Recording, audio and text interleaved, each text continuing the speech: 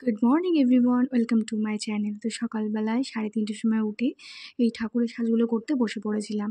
যেহেতু রাত্রি করে করতে হবে, তাই সকালবেলা এত তাড়াতাড়ি ঘুম ভেঙে গেল যে সকালবেলা উঠেই কাজগুলো শুরু করে দিলাম। তারপরে আমি তোমাদেরকে দেখাচ্ছিলাম যে বসে রয়েছি। তো আমি তখন আর কি ঠাকুরের সাজগুলো করছি। আর তখন 5টা বেজে গেছিলো। তো তারপরে আমি ছাদে গেলাম। ছাদে গিয়ে অনেকক্ষণ একটুখানি হাঁটাচলা করলাম। তারপরেই আমি নিচে এসে একটুখানি ছাতু মুড়ি মেখে নিলাম। মুড়ি একটুখানি কম বলে অল্প একটু মুড়ি দিয়ে একটু বেশি ছাতু দিয়ে খেয়ে নিয়েছিলাম।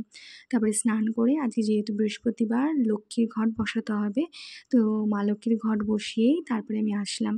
তো এসে তারপরে কিছুক্ষণ বসে একটু ভাত খেয়ে নিলাম। তো একটু দেরি করেই ভাত খেয়েছি, 12টা-1টার দিকে ভাত খেয়েছি। আর তারপরে এসে একটুখানি হাঁটাচলা করছিলাম। আর গরম ভালোই লাগছিলো, কিন্তু গরমটা একটুখানি মনে হচ্ছে একটু কমেছে।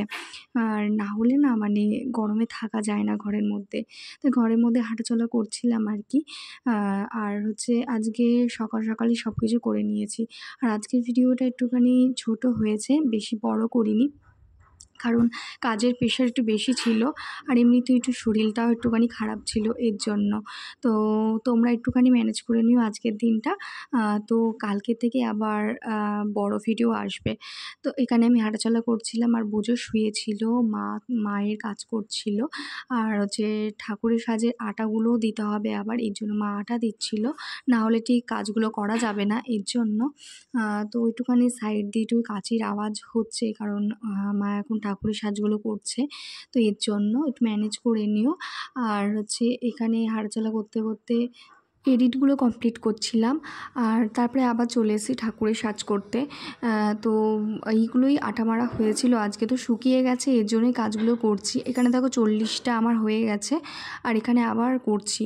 তো দুপুরবেলা এতটাই শরীর খারাপ লাগছিলো, পরে ঠাকুরের সাজ না করে ঘুমিয়ে পড়েছিলাম, এর জন্য আর করিনি ঠাকুরের সাজগুলো পরে আর।